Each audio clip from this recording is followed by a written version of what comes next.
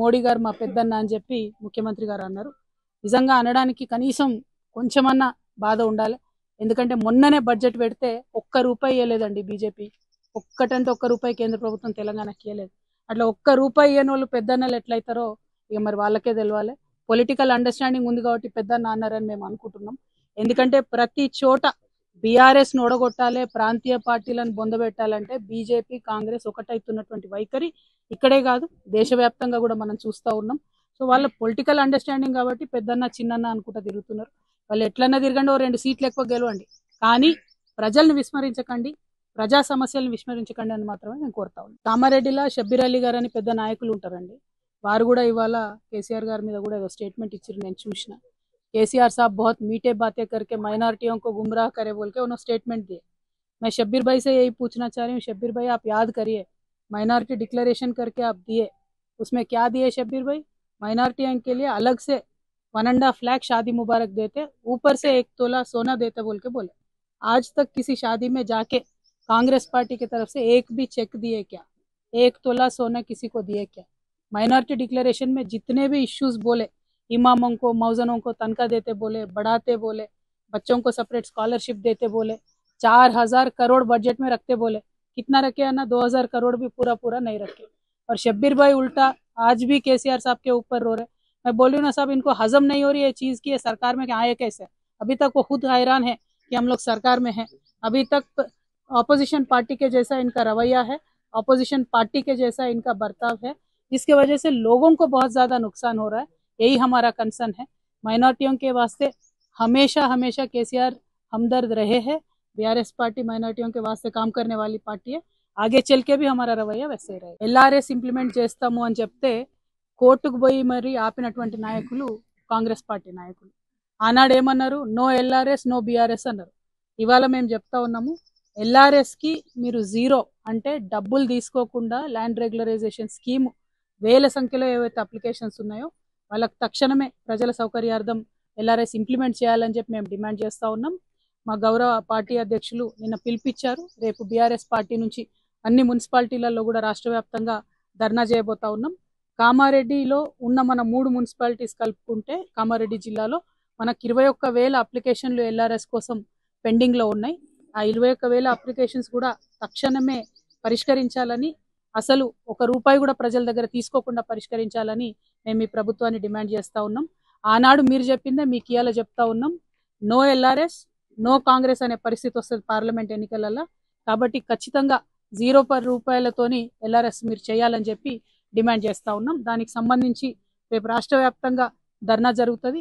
మన కార్యకర్తలు నాయకులందరూ కూడా ప్రజల పక్షాన నిలబడి ఈ ధర్నాను విజయవంతం చేయవలసిందిగా నేను రిక్వెస్ట్ చేస్తా ఉన్నాను. ఇది నేను 5వ చావు చూడడం, కేవలం బీసీ ఎస్సీ ఎస్టీ గురుకులాల్లో జరుగుతున్నటువంటి చావులు నేను ప్రత్యక్షంగా పోయింది ఇది 5వది. దాదాపు 12-15 మంది పిల్లల పొట్ట పెట్టుకున్నది కాంగ్రెస్ ప్రభుత్వం. ఎందుకంటే డిసెంబర్లో ఎప్పుడైతే ప్రభుత్వం మారిందో తక్షణమే ఒక్కసారి రివ్యూ చేసుకొని ఈ స్కూల్స్ అన్నిటిని చూసుకున్నట్టయితే బాగుండేది. ఎన్నిసార్లు సూచన చేసినా కూడా ఎంతసేపు పబ్లిసిటీ స్టంట్స్, పొలిటికల్ స్పీచెస్, ఇప్పటికి కూడా కేసీఆర్ మీద పడి ఏడుసుడు తప్పితే ఈ ముఖ్యమంత్రి గారు చేసింది ఏం లేదు.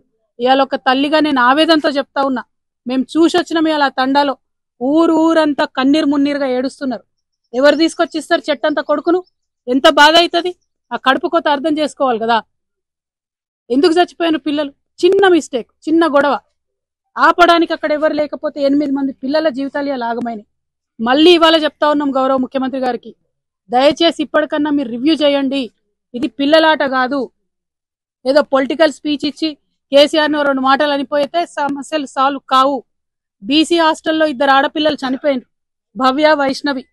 వాళ్ళిద్దరికి న్యాయం చేయాలి, కనీసం ఇన్వెస్టిగేషన్ చేయాలంటే చేతగానటువంటి ముఖ్యమంత్రి రేవంత్ రెడ్డి గారు ఇవాళ 2 బిడ్డల ఆడపిల్లల తల్లిదండ్రులు వచ్చి ధర్నా చౌక్ దగ్గర ధర్నా చేస్తా ఉంటే వాళ్ళని ధర్నా చేయనీయకుండా అరాచకంగా పోలీసులు తీసుకుపోయి అరెస్ట్ చేసిండ్రు. కేసీఆర్ గారి పాలనలో ధర్నా చౌక్ లేదు, అవసరం రానియలేదు. ఎవరొచ్చినా కూడా మేము మాట్లాడినాం, ఎవరొచ్చినా సమస్య పరిష్కారం చేసినాం. పారిపోలే మేము వెను చూపించి. జరుగుతాయి సమస్యలు ప్రజా జీవితంలో, నిలబడాలే. నిజంగా పరిష్కరించినప్పుడే ప్రభుత్వం అయితే తప్పితే విమర్శ చేస్తే ప్రభుత్వం కాదు. నిన్న ఉద్యోగాలు ఇచ్చే దాంట్లో కూడా మొత్తం స్పీచ్ అంతా పొలిటికల్ స్పీచే. కేసీఆర్ ఇచ్చిన ఉద్యోగాలకు ఈయన నియామక పత్రాలు ఇచ్చి పొలిటికల్ స్పీచ్లు ఇష్టం వచ్చినట్టు మాట్లాడు. పర్వాలేదు, పాలిటిక్స్ చేసుకోండి, ముంగట పార్లమెంట్ ఎలక్షన్లు ఉన్నాయి మాకు తెలుసు, కానీ చిన్న పిల్లల జీవితాలతో దయచేసి ఆడుకోవద్దు. ఎస్సీ వెల్ఫేర్ హాస్టల్లో భువనగిరిలో 2 ఆడపిల్లలు అనుమానాస్పద పరిస్థితుల్లో చనిపోయినారు. ఇంతవరకు కుయ్యి లేదు, కుటుక్కు లేదు, సప్పుడు లేదు ప్రభుత్వం నుంచి. ఏం జరిగిందో తెలియదు, ఆ కేసు ఏమైతుందో తెలియదు. ఆనాడు తెలంగాణ ఉద్యమంలో ఇన్ని చావులు చూసినామంటే మళ్ళా 3 నెలల్లో ఇన్ని చావులు చూడడం నిజంగా ఒక తల్లిగా, ఒక తెలంగాణ బిడ్డగా అత్యంత బాధాకరమైనటువంటి సన్నివేశం. ఇది సిగ్గుచేటు.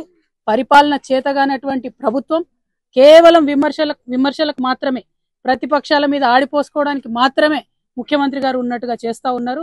ఇవాళ ముఖ్యమంత్రి గారికి హెచ్చరిక చేస్తా ఉన్నాం. మీకేం పోయిందయ్యా? తల్లిదండ్రులు అడగ ధర్నా చౌక్ దగ్గర ఉండి కొంత 1 గంట సేపు వాళ్ళ బాధ ప్రపంచానికి పంచుకుంటే ఏం పోయింది మీకు? ఎందుకు వాళ్ళని అట్లా గొర్రెలెక్క ఈడ్చుకపోయి అరెస్ట్ చేసిండ్రు? ఆ అధికారం మీకు ఉన్నదా? ఇదేనా ప్రజా తెలంగాణ? దీనికోసమేనా మీకు అధికారం మార్చింది? మార్పు కావాలి అంటే ఇదేనా మీరు చూపించే మార్పు? కనీసం చేత కదా రివ్యూ చేయడం పరీక్షలు ఉన్నటువంటి సందర్భంలో.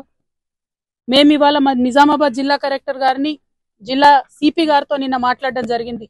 డిమాండ్ చేసినాం మేము, మీరు ఎట్టి పరిస్థితులలో కొత్త వాచ్మెన్లు ప్రభుత్వం ఏర్పాటు చేసేంత వరకు ఒక హోమ్ గార్డ్ అన్న, పోలీస్ కానిస్టేబుల్ అన్న జిల్లాలో ఉన్న అన్ని ఎస్సీ బీసీ వెల్ఫేర్ హాస్టల్స్ లో పెట్టండి. పిల్లలు పరీక్షలు రాస్తున్నారు, ప్రెషర్ లో ఉంటారు, టెన్షన్ లో ఉంటారు, చిన్న చిన్న గొడవలు అవుతాయి. ఇలా 8 మంది పిల్లల జీవితం ఆగమైంది చిన్న గొడవకి. అలా కాకుండా చూసుకోవాల్సిన బాధ్యత దయచేసి జిల్లా కలెక్టర్ల మీద ఉంటది. ఖచ్చితంగా జిల్లా కలెక్టర్లు ఎక్కడెక్కడైతే వాచ్మెన్లు లేరో మీరు రివ్యూ చేయండి. మీ ముఖ్యమంత్రి గారికి తీరిక లేదు, ఆయనకు పట్టి లేదు. పిల్లలంటే పిట్టల్లాగా పిల్లలు చచ్చిపోతుంటే పాలిటిక్స్ చేస్తున్నారు తప్ప ముఖ్యమంత్రి గారు పని చేస్తలేరు. కాబట్టి జిల్లా కలెక్టర్లను నేను రిక్వెస్ట్ చేస్తా ఉన్నాను. నిన్న నిజామాబాద్ జిల్లా కలెక్టర్ గారికి మేము మాట్లాడినాం. తక్షణమే వారు అక్కడ హోంగార్డ్ ని పెడతామని చెప్పినారు. కౌన్సిలర్ ని కూడా పంపించమని మేము చెప్పినాం. అదే విధంగా ఇప్పుడు మేము వెళ్ళొచ్చినటువంటి కుటుంబం మన చాలా పేద కుటుంబం, తండావాసులు, భూమి కూడా లేనటువంటి గిరిజన కుటుంబం. కాబట్టి స్పెషల్ కేసు కింద ఆ ఇంట్లో తల్లికి పెన్షన్ ఇవ్వవలసిందిగా మేము డిమాండ్ చేస్తా ఉన్నాం. అట్లానే చనిపోయినటువంటి బిడ్డకి ఒక సోదరుడు ఉన్నాడు, ఆ అబ్బాయికి తక్షణమే జాబ్ ఇవ్వాలని నిన్న కలెక్టర్ గారికి మేము డిమాండ్ చేసినాం. విద్యాశాఖ నుంచి అట్లానే ఇంకా ఇతరాత్ర ఎట్లా ఇస్తారో తెలియదు కానీ 15 లక్షల రూపాయలు ఆ కుటుంబానికి ఇవ్వాలని చెప్పి మేము డిమాండ్ చేస్తా ఉన్నాం ఈ సందర్భంగా.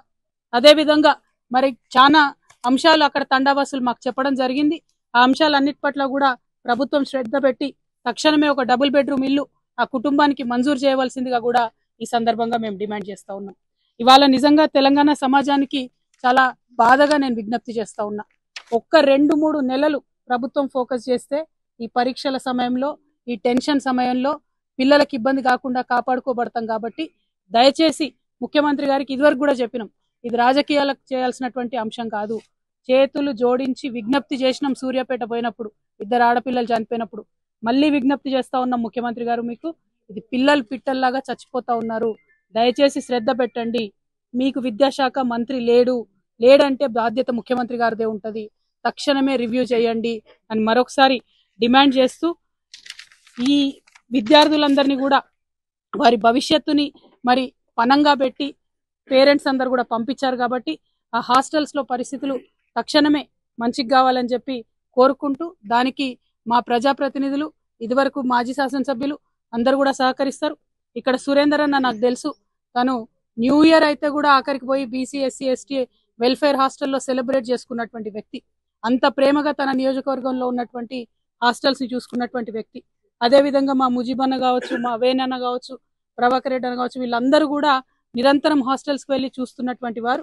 మరి వారందరికీ కూడా నేను విజ్ఞప్తి చేస్తా ఉన్నాను, మనం ప్రతిపక్షంలో ఉన్న, ప్రభుత్వంలో ఉన్న బీఆర్ఎస్ పార్టీ కార్యకర్తలం అంటే నిరంతరం ఉద్యమ నాయకులం కాబట్టి, ప్రజలతో ఉంటాం కాబట్టి మన బాధ్యతగా ఈ ఎగ్జామ్స్ టైంలో పిల్లలకు మీరందరూ కూడా దయచేసి అండదండగా ఉండాలని చెప్పి నేను ప్రత్యేకించి విజ్ఞప్తి చేస్తూ, మరి ఇంకా ఎల్లారెడ్డి ఎమ్మెల్యే గారు రావడం లేదని మా జిల్లా అధ్యక్షుడు గారు గుర్తు చేస్తా ఉన్నారు. మరి యథా రాజా తథా ప్రజ అన్నట్టు ముఖ్యమంత్రి గారికి ఎన్నిసార్లు విజ్ఞప్తి చేసినా రివ్యూ చేసుకోలేదు. ఎమ్మెల్యే గారు కూడా మరి అట్లనే ఉన్నారు. ఇప్పటికన్నా కొంచెం శ్రద్ధ పెట్టండి, ఈ పరీక్షల కాలంలో పిల్లల మీద ఆలోచన చేయండి అని చెప్పి ఈ ప్రభుత్వానికి మేము రిక్వెస్ట్ చేస్తా ఉన్నాం. Thank you. జై తెలంగాణ.